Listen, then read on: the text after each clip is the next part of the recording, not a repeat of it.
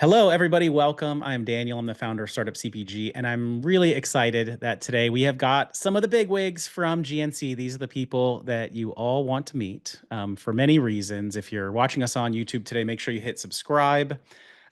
So we are in the middle of our national competition right now with GNC. It's called Next Big Thing. And it's like really in its purest form what we are really all about at Startup CPG, which is doing as much as possible as we can for brands to make it easier to start up. And what cooler opportunity out there than to get a chance at getting a national test with GNC. So GNC, who has been responsible for absolutely catapulting brands like Alani Nu and Ghost Energy.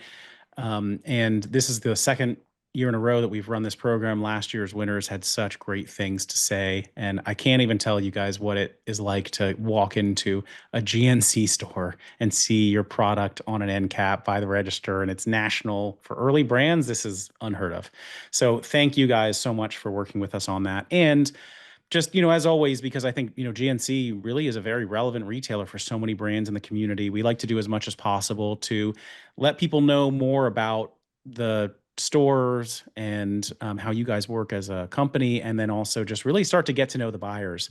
Because as an early brand, you don't even know who the name is most of the time. And then when you know the name, you don't know the face behind the name. And now we're going to solve all of that and more. So we're going to jump into it. I know you guys are going to have questions as we go along. It's going to be hard to stop to get to all of them. But if you have burning ones, maybe put them in the Q&A, and I'll probably surface a couple, but circle back and get a couple at the end. So first, GNC team, thank you so much for being here. And by the way, I'm just going to drop in the chat here in case you have not yet submitted for GNC Next Big Thing with Startup CPG. I just pasted the link just now, so make sure you submit. The deadline's coming up.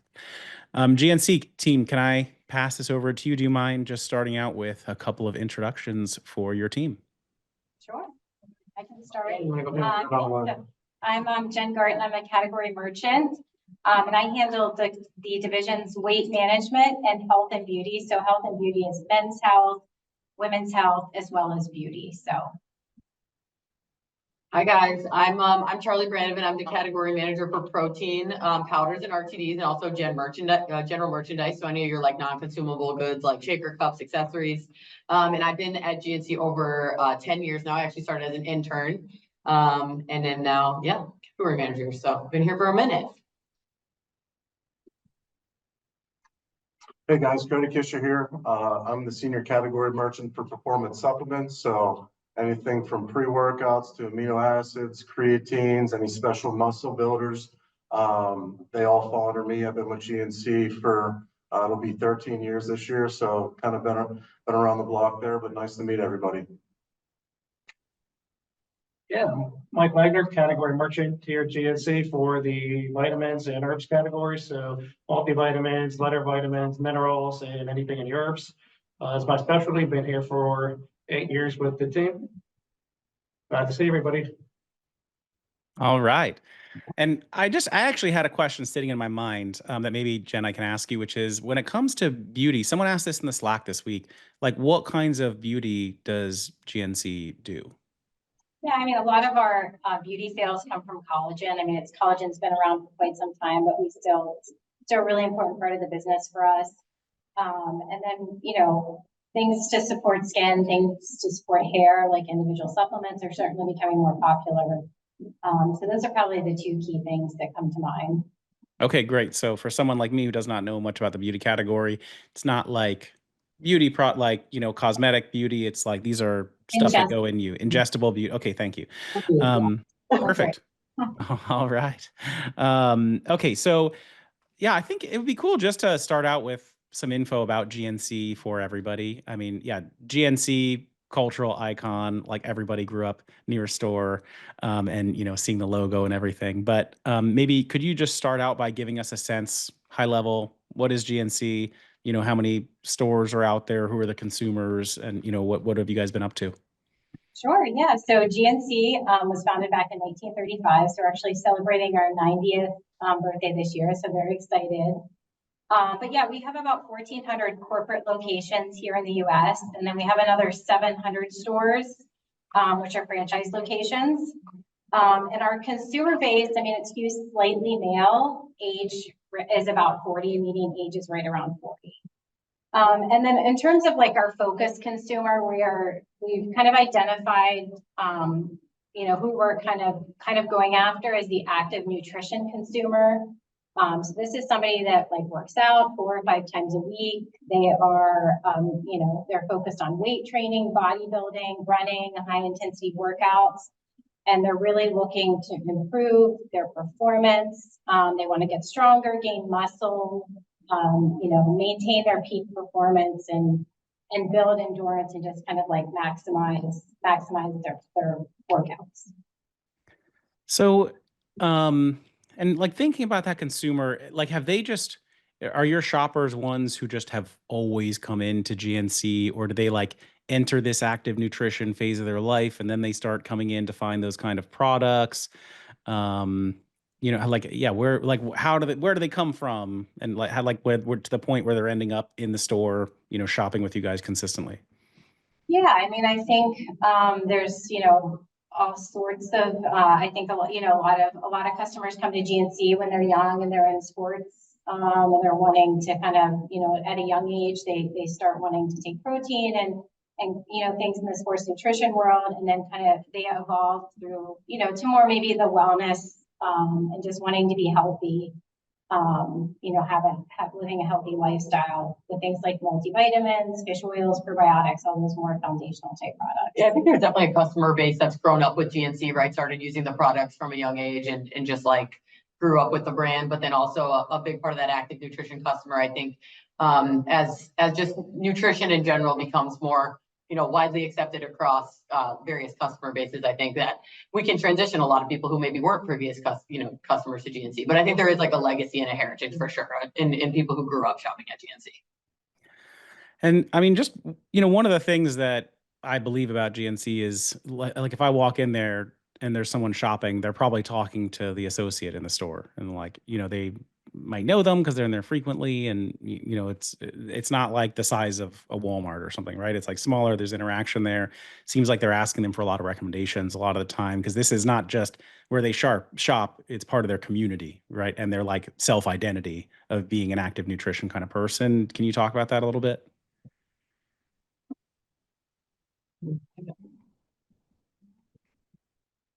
I'm not sure I Just understand the question.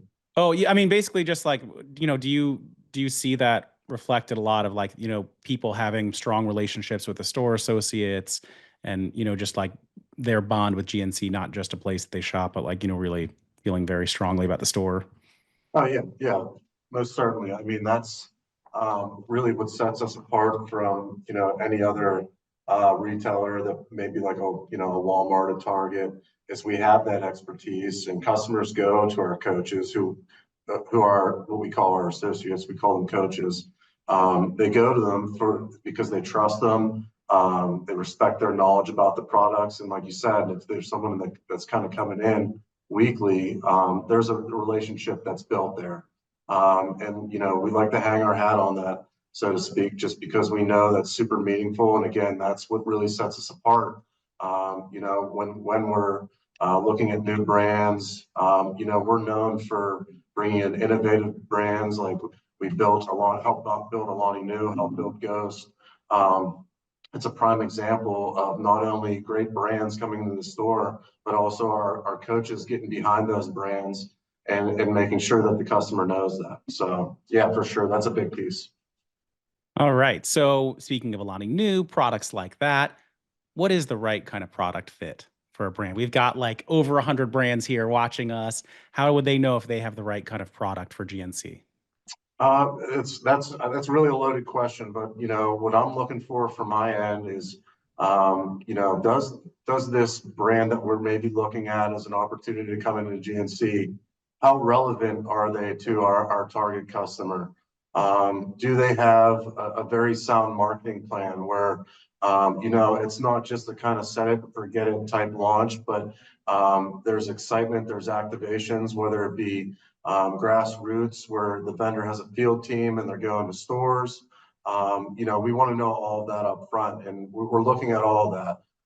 We look at their social media handles. Do they have a clear path in terms of branding there? Is there someone special that's tied to the brand that comes off as very authentic, so that can really resonate with the target customer? So, they trust them as a brand, and GNC helps validate them in some respect. So there's a lot of moving parts there, but at the end of the day, we want to make sure, first and foremost, that this brand really resonates with our target customer, and they have a sound plan to not only launch that product within GNC, but continue the ongoing success by whatever activations that really fits their mold. Yeah, another big aspect is science backed. We look for items that definitely have clinical studies or the science backing efficacious doses. So we want to make sure that the products we do have on shelf stand behind what's on the label. There's a lot of products out there nowadays. You have to kind of worry about that. In GNC, we kind of take that step to make sure that the product is already kind of vetted for our customers, that we have the right items on the right shelf at the efficacious doses that they're looking for. Amazing. All right. So I expect you guys are getting a lot of outreach these days. It feels to me like just the world is going more right towards active nutrition, that kind of stuff, all of the like biohacking. There's a lot more awareness, obviously, like GLP-1 type stuff. So probably brands more and more approaching GNC. What are some of the things not to do when brands approach you guys? Like initially, just like not knowing anything about you. I don't know. Cody, do you have any thoughts on that? Yeah, I mean, honestly, the most common mistakes I'd say that brands make is they're just not prepared to come into a store, whether it be from an inventory perspective or an overall brand planning perspective. Some think just because they have a product with a label and they get it into GNC, like it's said and done. And obviously, there's a lot more to that piece. When we're working with potential vendors, obviously, we want to know like they can produce inventory to the levels we need, but also in the timing that we need, because we plan all of these dollars out. We want to make sure if we have a meeting with you and we want to launch in June and you say you can ship in May, we want to make sure we stick to that. A lot of times, the potential vendor doesn't even have their inventory ready. Maybe they're making promises just so they can say things that we want to hear, but at the end of the day, it needs to be an open conversation that is factual and not just kind of blowing smoke, so to say, so that we can launch in a timely manner on what we agreed upon, and that we see that success off the bat. But then also your lead times aren't crazy. Let's say a year.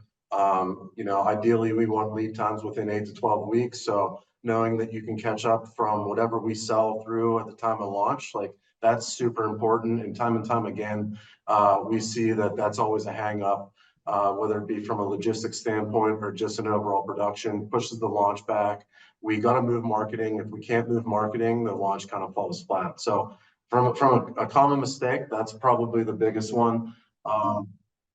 And then I kind of mentioned this a little bit before, but there's brands out there that think it's kind of just a set it and forget it, and that's where that marketing plan comes in.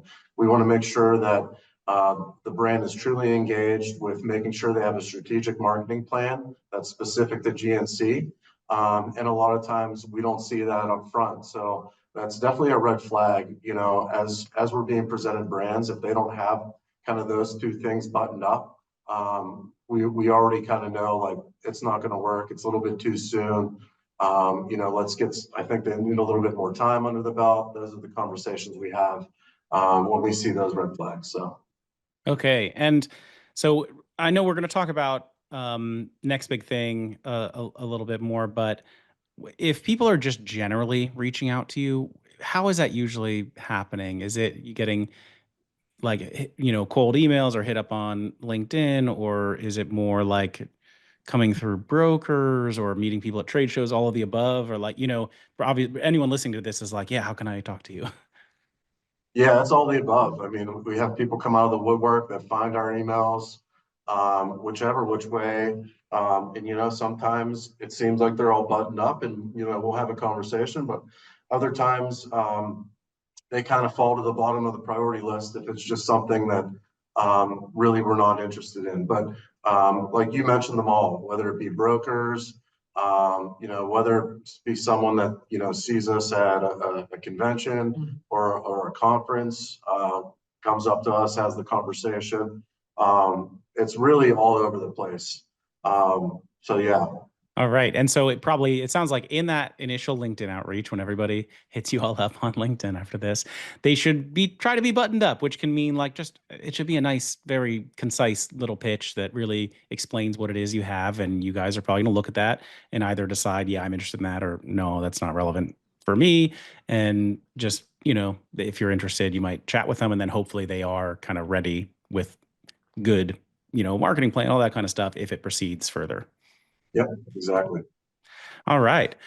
So, speaking of brands and outreach and categories, I wonder, could we just do kind of around the horn where we just go around, everyone talk about their category a little bit? I would love to just hear like what's up in your category. What do you feel like is really popping right now? You know, what are the trends, or what kind of products are you looking for right now? I think that, and if you can just remind everybody maybe your name and your category as we go around, I think that would be cool.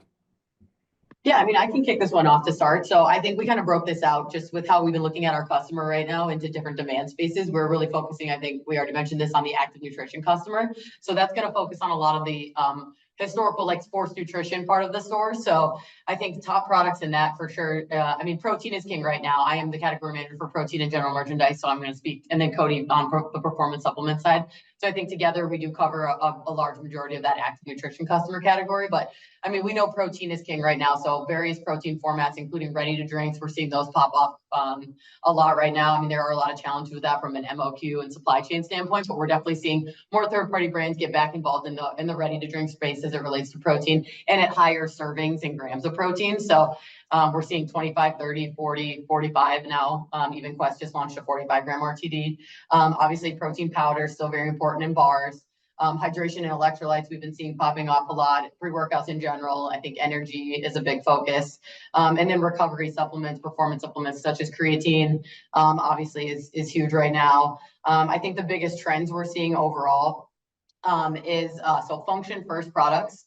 I think ingredient transparency is really critical right now, personalization and lifestyle alignments, and then also cross-category blending. So mixing your protein with hydration or recovery elements like protein and creatine.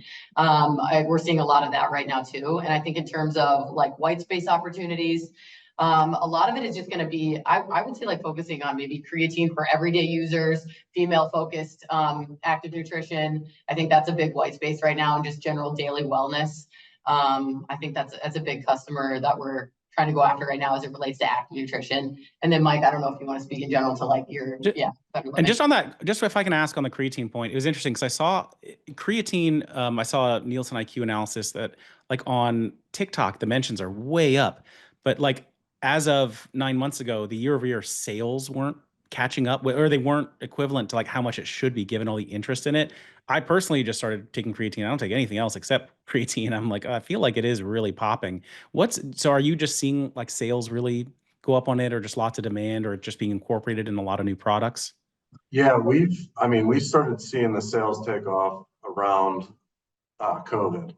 And we were running into a lot of supply chain issues, but that's really where we saw it take off as a really meaningful category for us. So, you know, where it was before, there were just a lot of straight fill creatines, which means it was just a single ingredient creatine monohydrate fill. And we were selling those like hotcakes. However, let's fast forward to where we are now.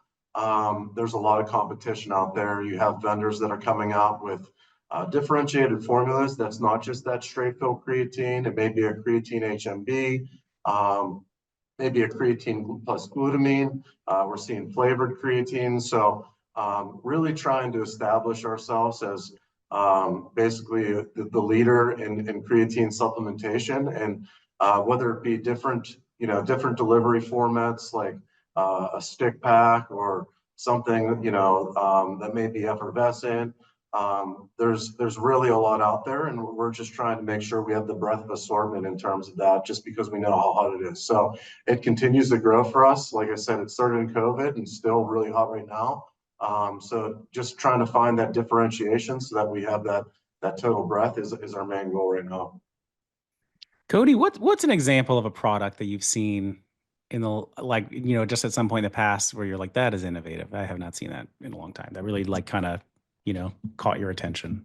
Yeah, well, there's a couple that come to mind that I really can't speak to right now because we haven't launched it yet. Ooh. However, there's we I, That'd be great. yeah, I mean, there's the Create gummies, which like really got people excited just because, that's the entrant into the category. They're super tasty. And it's an easy way to get creatine, but I wouldn't say that's my favorite. I'd have to think about that one. But there are ones that I can't talk to right now, Okay. uh, that are super fun. But really, any way, to be differentiated, in terms of that delivery format, like I spoke to, can be super cool. I know, there was a Pop Rocks that, Cellucor came out with way back, where it was basically C4 in a packet, but it was like eating Pop Rocks, so you could get your pre-workout just in a completely different direct-to-mouth formula. That was one I always really loved, but it was super novel and never really took off within the stores. So yeah, sorry not to totally answer your question, but we have some big things on the horizon that I'm super excited about. This is amazing, by the way. I'm writing down everything you guys are saying. I'm like, what a cool opportunity to hear from about the trends from, 4 different merchants. And then a follow-up question on sweeteners. I thought of it because you were talking about Create. Where do you guys stand on like allulose, erythritol, monk fruit, like stevia? Are there things you like more than others, or it's really just looking at the ingredient panel and for a specific product? Or Yeah, we're not too hyper focused on that. There's obviously some benefits, veering away from like a sucralose, but we found that our customer doesn't really focus on that either. It's really all about flavor, and if you can put out the best flavor within your products, whether it be a pre-workout, an amino acid, or a creatine, that's where you're going to win within our 4 walls. You look at some of the brands that have tried, a naturally flavored type pre-workout, or amino, and just because it's hard to flavor with those, it can be very off-putting to the customer. They'll buy it once and then they won't kind of go back to it. But we've seen, with some licensed flavors that we put out that are spot on to match the candy that they're speaking to on the label. Those are the ones at the end of the day that really win, and it doesn't matter how you're getting to that point, in terms of formulation. super, super interesting to think about that stuff. Because even, I mean, like Celsius, which I think just caught fire. They use sucralose, and I think what you said, it's really all about flavor. I wrote that down. I think that is totally true. People want stuff that's like healthy, but overall, like the taste good. Like the flavor and stuff also probably just fuels their workout as much as the stuff that's in it. So I thought that was really insightful. Thank you. Okay, so just continuing down the line for Mike, do you want to go next? Talk about category trends, what's popping, what's open. Yep, the other demand space we have is Better Living demand space, which kind of incorporates multivitamins, where I'm in charge of. In multivitamins, we're definitely seeing liposomal formats and fermentation. Fermented multis taking off, kind of like are really popular right now. When you start looking at other things, liquids, Mary Ruth comes to mind as kind of big in the market, as getting the kind of liquids as a kind of trendy format. When you talk minerals are still led by magnesium for sure. Magnesium's king. And minerals, definitely a lot of that is coming from the education as people were understanding the different formats of magnesiums and kind of what they can do for you. So they're seeing a lot of people leaning into like your glycinates or your tarates, just depending on what they're looking for. And when you look at superfoods in the herbs category, sea moss there is definitely a leader due to its diverse health benefits. 92 minerals in sea moss, so it's definitely one where if you're looking for getting your mineral fill for your trace minerals or just your minerals in general, sea moss is kind of the catch-all and kind of a good product to start with within that category. When you jump into like the wellness category, you have probiotics and fiber with brands like Super Gut and Belly Welly kind of being kings there, kind of new and innovative, kind of helping drive that category. I know you already mentioned healthy aging and biohacking, definitely seeing a large trend there with NMN and NAD plus or NAD kind of being the key items. The thing that is often looked with the biohacking or healthy aging is it's for all demographics, just not the older. Kind of how does that resonate to a 30-year-old or 40-year-old? There's definitely different products out there within the industry. Everybody kind of automatically thinks of the older clientele, but it's definitely everybody's kind of looking for that item there in that category. Weight management that's driven by GLP-1 definitely driving people into the category, kind of helping build that. When you talk weight management, GNC, thermogenics are still kind of top dog in our sets. So seeing still a lot of success within the thermogenics, whether it be powder or pill formats. When you jump into men's health, still number one at GNC is testosterone, but we're seeing a big trend in Shilajit. So seeing that take off no matter what the format is, and there's definitely a lot of interesting formats coming out from pills to gummies, powders. A lot of people exploring that category, so it's interesting to see kind of what they could do, kind of how they make that taste better. And then looking at the women's health, kind of white space for GNC for the most part, but we jump into like the hormonal category. You're seeing a lot of women's health kind of leaning in on what kind of products they can do to help with hormonal health. And still, like Jen said, collagen is big in men's and women's health. So it's definitely seeing that as kind of like the top item there. And then she mentioned the hair growth and kind of skin. A lot of the kind of products are blending your hair growth and skin into other formats. So you can have a whole collagen plus skin, collagen plus hair, kind of helping that customer get one product that's kind of more of a coverall. There's so much there. Thank you. Just because I don't know as much about some of these, like I think you said minerals, things like sea moss. Do you know who of your shoppers is more likely to buy something like sea moss to get interested in something like that or one of the other supplements? Like, do you have good data on that? Like, yeah, if they're buying this kind of a product, they're probably also going to buy something like a sea moss. Or like, do you have any specific products where you see like just a particular demographic really jumping off? It would depend on the item. I mean, a lot of our customers, as you know, are active nutrition based. So we're seeing them coming in looking for their proteins and pre-workouts. And that's kind of other stuff are they looking to add to that basket. So, I mean, it depends a lot what that's kind of what's trending or what's hot out in the industry or what people are saying. We're seeing kind of pop off the most as kind of like an add-on to the basket within GNC. All right. Great. And then I think, Jen, we were coming to you for category trends. Yes, so Mike covered weight management, health and beauty. He had mentioned about within weight management, thermogenics really are still powder and pills are really still driving the category. There's been a lot of increased interest in that division just based on GLP-1s, over the last couple of years. So definitely kind of like a renewed interest within weight management, which a couple of years ago was kind of not a hot category. So. And then, yeah, men's health, Mike mentioned, Shilajit is really kind of a big trend for us right now. We have Betterall, they have a lot of different formats. Very popular brand on TikTok. We've seen that brand do really well for us. So. All right. Cool. Okay, so I thought we could talk about next big thing for a minute because I think everybody should apply. And if you haven't yet applied, I would love to know in the comments why you haven't applied. Just real answers, please. And I'm going to paste here again the application link. But I would love to know from people what might be a holdup so we can talk about it a little bit. But so I think in terms of the application, it's there. It's not an onerous application. I think you have a chance to actually upload a video, which I think is really cool. And I think in terms of like what makes a good pitch, one thing I want to ask the team here what they think makes a good pitch. But, one thing I'll say is only a couple people went into the store for their pitch, I think last time. Like basics, any account, you want to impress them, you want to have a buttoned up pitch when you message Cody on LinkedIn, be like, hey, I'm in the store and I see this. And here's why we make sense. Like show them the store. That's my top tip is like, you want to impress these guys, show them you understand their consumer and their set and why you would be a good fit before you just tell them you'd be a good fit. So that's maybe I'll throw that one in. And then can I toss to you guys to like, yeah, what do you think is going to impress you about a brand or a founder when they're submitting? I actually love, I'll take this one, and I actually love that you started with that, because last year, Green Regiment, which was actually one of the brands that went forward, he was one of the only videos I saw where he actually went in, put the product on the shelf and showed what a white space it was.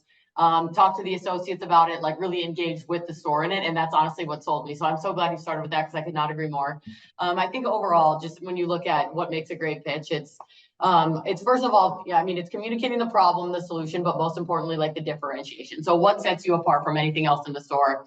I think that's from my point of view, the biggest thing. I think anything you can do to start with like consumer insights or anything about the market or behavior, like an empowering statistic, is always a really good way to start to showcase that differentiation as well. I think also visual storytelling is really helpful. So again, showing the product in the store is one example of that, but also just, I think from a founder standpoint, an authentic story to show like why you brought this part, like why did you start this in the first place, and just showing how authentic you are. And that is really critical as well. So we obviously love to hear, you know what I mean, the background behind all of that. And I think it's what helps us partner more, is to really understand where you guys are coming from and really make it more compelling as a partnership. All right. And I will say, I didn't know what to expect from the brands that you ended up accepting last year. It was a wide variety. This is not like, Exactly. if someone out there is like, no, they're only going to take like jars of protein. That is really not what happened. There was an electrolyte popsicle, and yeah, Green Regiment, which is plant-based protein, which I think was a great addition to the set. Like, you know, energy, like caffeine bars. There's like really like low sugar candy, really like, you know, stuff that probably is representative of some of the stuff that you want to have in your store to fit into active nutrition life, right? Not just like straight up, you know, the top selling stuff that you have.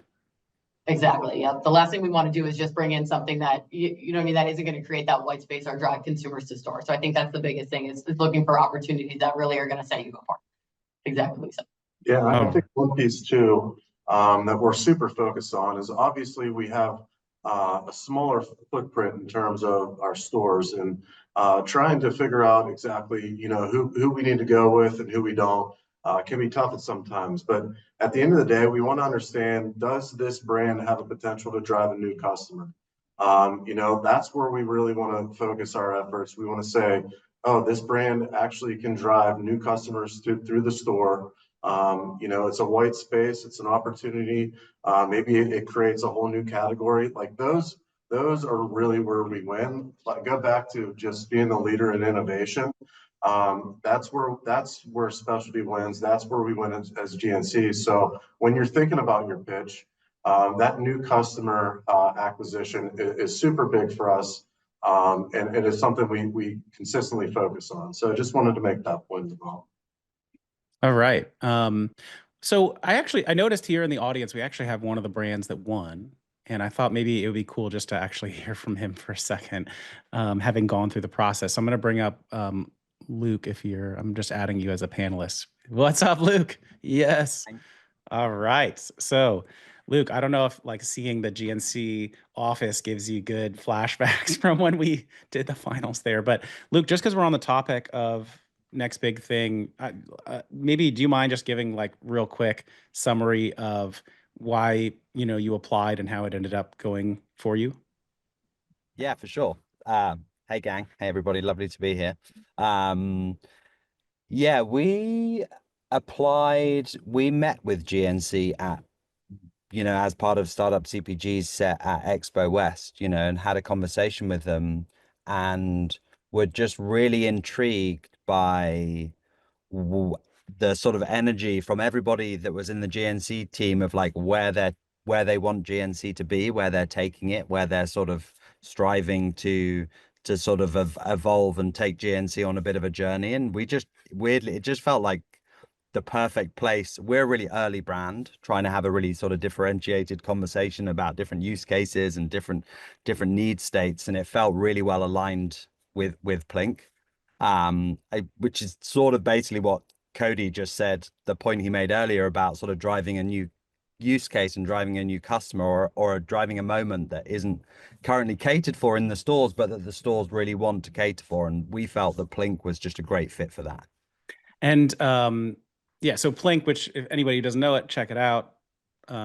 hydration tablets. We heard about the trend about hydration and electrolytes, all of that. So very on trend for that. And then just, so you did next big thing. You got extended also into more, campus and gym stores, I think.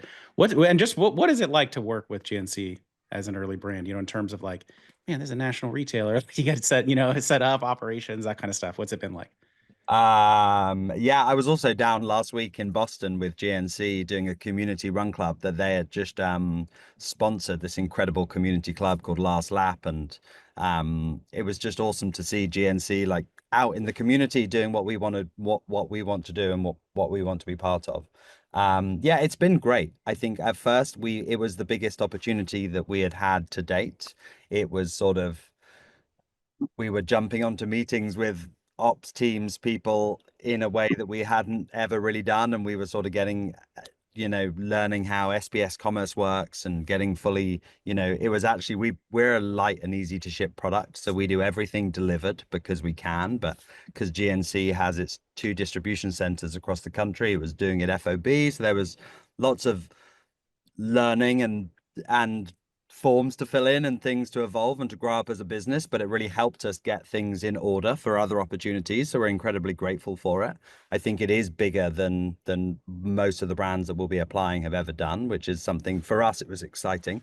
But it's been great. I mean, the most important thing to the founders is, they pay their invoices, which is the most important thing. We get the product on the shelves and it moves. And no, it's been a joy to work with Cody and Jason and his team. All right, cool. Luke, thank you so much. I really appreciate Please. you jumping All up and having great audio. That's wherever you are. It's nice. It sounds Oh, pretty good. I'm I like glad. good audio. All Yeah. right, cool. So, Bye-bye. thank you. All right. So, fun little interlude there. So GNC team, just kind of back to, like, okay, we talked about next big thing. Everyone knows about it, but I just want to focus like kind of back to just what it's like for brands to work with you in general. Only a couple people get to be part of next big thing, but like everybody on here probably wants to work with you guys in general. So, um, okay, so typically brands will be pitching you probably the same type of stuff that would make them stand out in next big thing is the kind of stuff that's going to help them if they're actually meeting you through one of those different forums or applying over LinkedIn or however they do it. What's some of the stuff that could help them like not trip over themselves in terms of like margin expectations or what you expect for velocity or like, Luke mentioned GNC pays its invoices. We love that. Sometimes with some distributors, it can be a little tricky, but like, fees that people should be aware of. Basically, like what should everyone put into their models? Yeah, definitely. I could jump in here. Margin kind of varies by category. So, I mean, looking at kind of like a base would be like around 50% margin, but it definitely depends on a category. So some margin in vitamins might be higher than a margin of protein or vice versa. So definitely when it comes down to that, it's kind of differs a little bit by category by category. The same with velocities. I mean, some items at GNC are going to turn a lot better than others just because of the popularity of the items. So when it comes down to looking at kind of a velocity, that's something that you and your merchant can work out once we kind of decide on what store segment you're going to be in. As you said, we have different store segments. You mentioned campus and gym. We have definitely like 6 different store segments. So depending on how many stores your item is going to be in, we'll definitely come back to where we're going to see that velocity be and what we're anticipating for your sales kind of out of the gate. Yeah, so I mean, that's kind of the big tips there. I mean, the other thing is CMG certified. We look for making sure that your products are made in a CMG certified facility. You have liability insurance, definitely a big one that we got to cross over to make sure that you have this kind of some of the things that are standard within the industry that we just want to make sure that you have buttoned up before we can kind of move forward with even getting into the conversations of kind of what's the next step. All right. Great. And like, if a brand gets to work with you on shelf, how much runway do they have? If they're like, hey, my velocities are 1 million, and then they get on shelf and it's not going that well for you guys or for them, like how long do people really have to like, you talked about having a good consistent plan. Like how long do you think typically like they really can plan on getting all their stuff to be working and doing well on shelf? That comes down to partnership. I mean, definitely if we're seeing the velocities and giving you a number and we're not saying where it is, kind of making sure that you're in touch with your merchant to kind of making sure you're working with them. we're gonna definitely give a longer leeway or runway to people that we know that are out there actively trying to sell their product with GNC into GNC, kind of what are you doing to help drive the business and that customer in. I mean, the more you're doing for that and the more we can see like, okay, we have this plan in place, but we have an alternative X, Y, and Z when it doesn't work, kind of having that laid out kind of helps get that runway a little bit longer than us coming to you after not hearing from you for a few months and saying, okay, we haven't had any success. What are you doing? And you really don't have that plan or an action of what you have done or what you're able to kind of help out doing, kind of offsets kind of where we kind of draw that line. All right, perfect. Okay, so let's fast forward. Someone's gotten in with you. Hooray. What's all the stuff that they have to do to actually prepare for launch? So like compliance and regulatory, because I know I know you guys are very, diligent with how you do that. So what do they need to be ready for? Yeah, so obviously there's a lot involved in terms of compliance, and we'll review the vendor book and the contract with vendors beforehand. But just to go over what we see a lot there, or where we see some people kind of aren't prepared, or we see some things kind of happen right at the last minute before launch. But really, it comes down to getting the finalized label and PDF up front. That allows us to handle any regulatory warnings or any ingredient dosages that may need a warning on the label.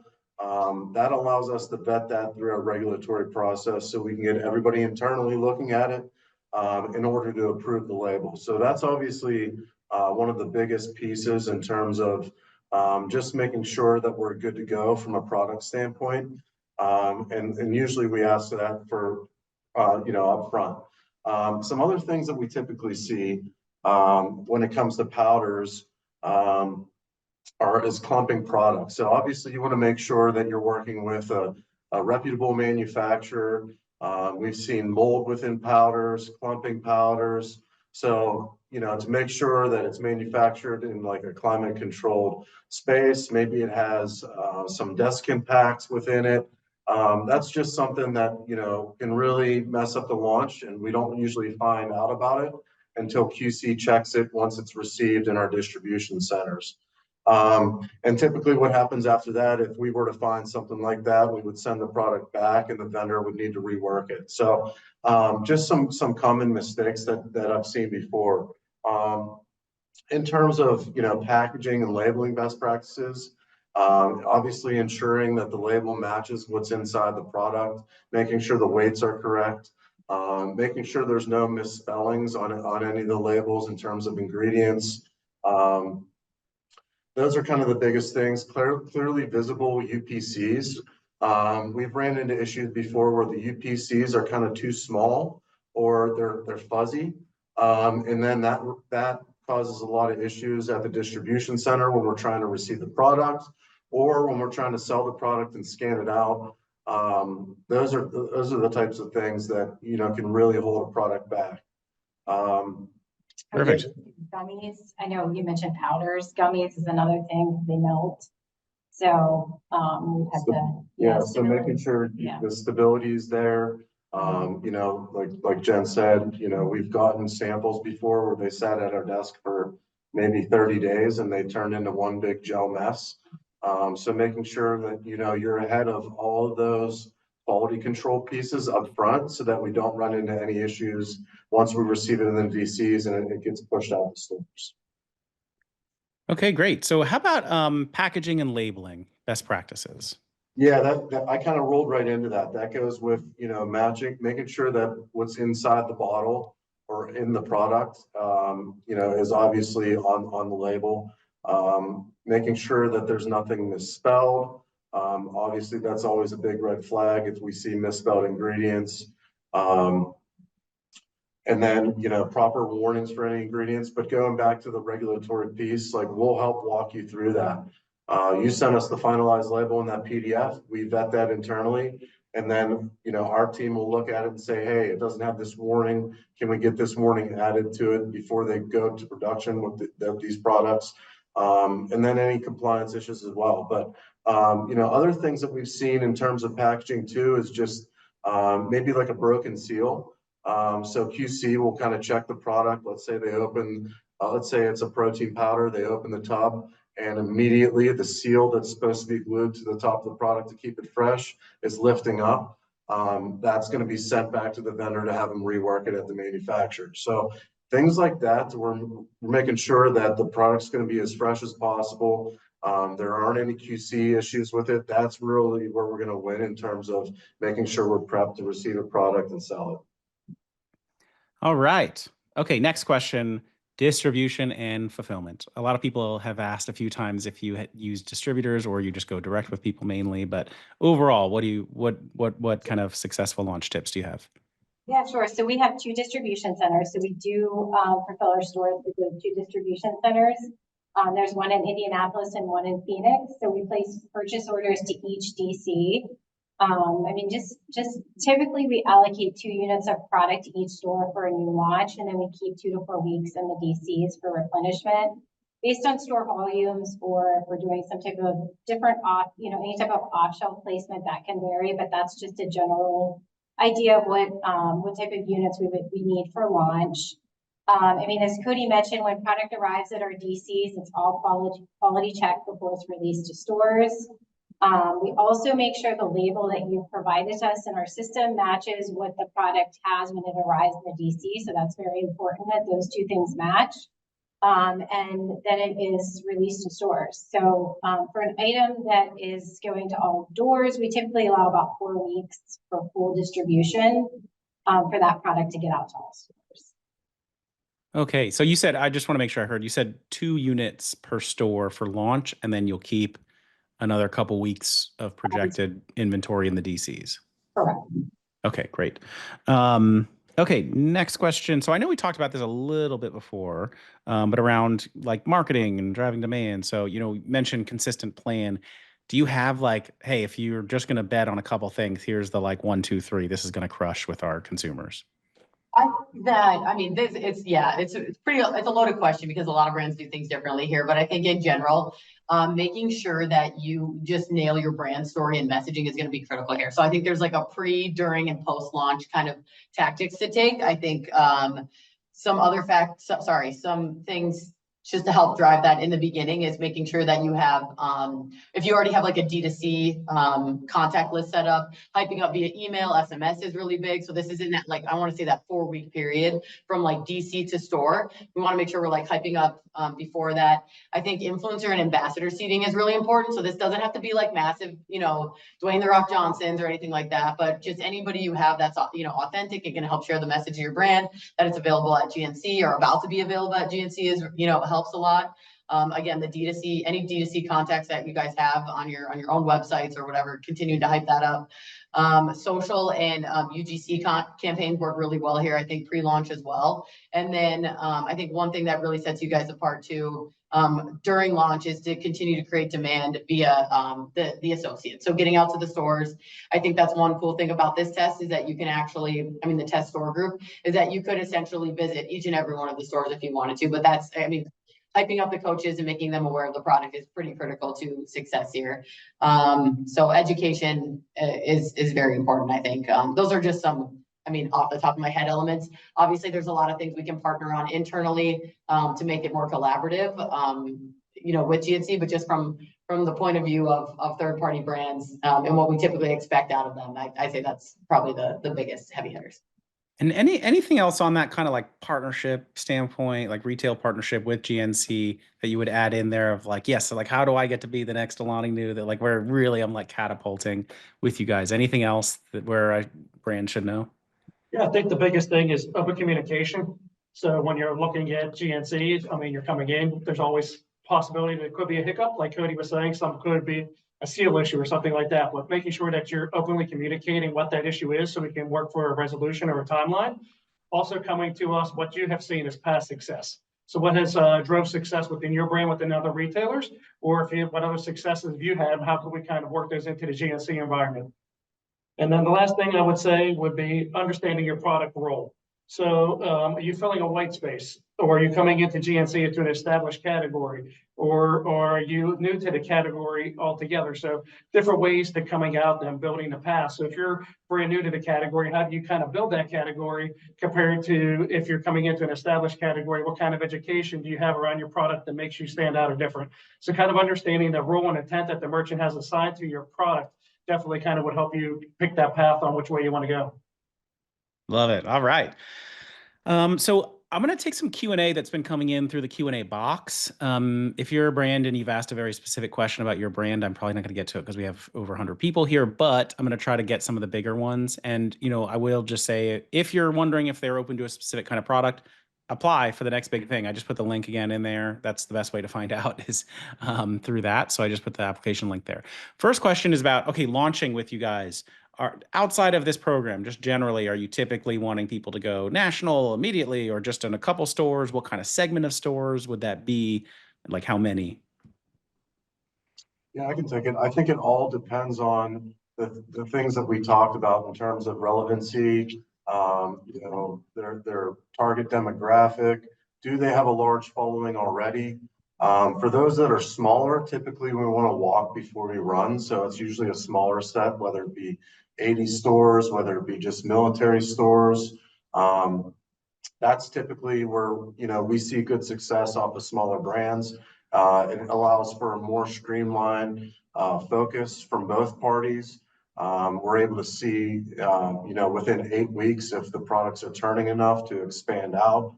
Now, when we see that there's, a lot involved, maybe there's a high profile athlete, influencer or talent, for that matter, where they have a large reach, that might open some doors into saying like this needs to be a full-blown national launch in 1,600 doors. So it's really a case by case scenario there. But typically for those that are smaller and trying to build their brand, we like to walk before we can run. And like I said, it allows for a more streamlined focus that vendors can go to the stores. We can watch it more closely. It's not a large investment on either side so that we can help, build the financials for said vendor that is a little bit smaller, and get them to a point where, it's a little bit easier to digest a larger store rollout. So a lot there, but hopefully that helps answer the question. For sure, absolutely. And, it sounds like you don't have to know the answer maybe when you're a brand applying. It can be like a discussion with you guys, like, all right, where we're at. We're not pretending to be, like Prime with all of that, like influencer backing. Like, what do you think's appropriate? We can chat about the best region or demographic, right? Okay, so another question that came in: pack sizes, price points. What do you like to see? Like, for different kinds of products, whether, bigger, smaller packs, what kind of price points, any insights for brands there? That's a loaded question. Yeah. Yeah, there's something different for all of us. It's depend on the category. Within men's health, testosterone price points can be very high. And other divisions we wouldn't go, so it really depends on the division. And then as far as pack size goes, I would say smaller is probably better. Yeah, I mean, we yes, use like everything too, so it's like we're not yeah. sending it to stores in these case packs, so I would say Right. keep them smaller. Yeah. So it's probably Yes, it's easier to be able to order what we need with Uh, smaller pack sizes. And I think, going back to, familiarizing yourself with our stores, looking at what's in there, where are the price points within the category that you're looking to make a splash in? Are you in the realm? What do the pack sizes look like? I think you'll see some consistencies when looking at categories of products within our store. So knowing that is like just a rule of thumb to just familiarize yourself with what we carry in those stores, I think could give you a good idea.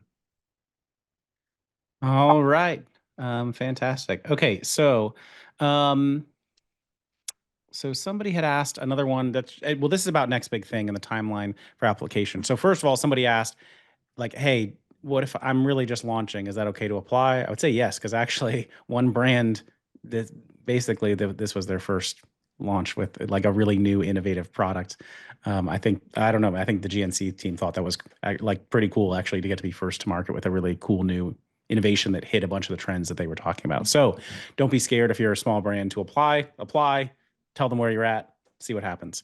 And then on the timeline, we'll actually send you guys a bit of a follow-up, but basically the applications close at the end of this month. So 4:30, get your application in. The GNC team is going to decide finalists just a couple weeks after that. And then the finalists will be invited to do the next basically round of pitches from there. So we will move on from there. So definitely check that out. Okay. All right. If you still have a burning question, maybe throw it in the Q&A. I can probably just take one, maybe two here. Okay. So some people have asked about like, how much is GNC branded? How much is, third party branded? Because I know you guys have obviously a very strong brand and do a lot of your own pretty epic products. And I know you license that out sometimes also. For sure. I think it definitely depends on the category. So I think you're going to find that like vitamins and more of the wellness side of the house is going to be a heavier private label. So our GNC own brand products. But then when you look at the active nutrition space, so in protein and performance supplements, you're going to find more of that 55, 45 or 50-50 split of GNC to third party brands. So, I mean, it really, again, it depends on the category. But I think sports nutrition, we're evolving a lot more in different trending brands that capture a different type of audience or customer base. On top of obviously having a really hefty GNC, lineup of product. So it really just depends on the category, but that's a general overview. All right. And then another pretty common question here is about like, how many SKUs are you willing to actually launch of somebody's product? They're like, everybody like, oh, I would like my whole assortment. Please take 4 to 5. Then I have the brand block and everyone notices it versus like, we're just going to start with one, like, calm down. So what do you typically going to take if it's a brand that you're interested in? Yeah, I mean, for my world, obviously we'll look at the total line of products. If it's something we're kind of on the fence about, usually we'll kind of focus in on whatever their hero product may be within that line. So, if it's a sports nutrition line, obviously we go straight to, the pre-workouts. And let's say they have 5 flavors. Typically we like to launch with 2 to 3 to make sure there's at least some type of option for the customer there. And then, we use that 8-week window to see, is this a success? Does it warrant more products to be added to the line, so on and so forth. So that's kind of how we look at it from performance supplement lens. All right. So I think we put extra flavors online too, or things like that. I'm just going to say, so if we can't carry everything, there is opportunity to still show breadth of assortment, but maybe just from like an online standpoint instead of in store. Can people get to sell on gnc.com without being in the store? Typically we like to have an omni-channel approach. So we want to have a presence of the brands in store and online. I think it's in a rare case that we will onboard for just online only, because again, we want to have that omni-channel experience. But yeah. All right. Well, folks, I think we actually got to a good amount of the questions. I'm sorry, there were so many coming in, but I did my best here. It sounds in general like the GNC team is, accustomed to people hitting them up on LinkedIn, places like that. So probably a lot of people will be doing that. So if you have, a specific products you want to pitch to them, that might be a good way. But as always, the best way is apply through the next big thing. For the last time, I'm putting the application link here. And yeah, I really want to thank the GNC team for being available for this today. And just, overall for being such supporters of emerging brands. The opportunity with GNC is massive. I know, Luke, who was here before, he actually fundraised off the back of getting this opportunity, like got it amazing. And then he was able to raise money for his next round based off all the excitement around that. So, people love GNC. Is just really, really, really cool that we get the chance to meet with you guys here today with all these brands on here. So I just want to thank you guys very much. We will be sending this recording around in about, 4 or 5 days. And yeah, just thank you guys so much. And we're really excited to see who gets picked, who gets on shelf. It's going to be so great. Thank you. Thanks, guys. Appreciate it. All right. Bye, everyone. Bye.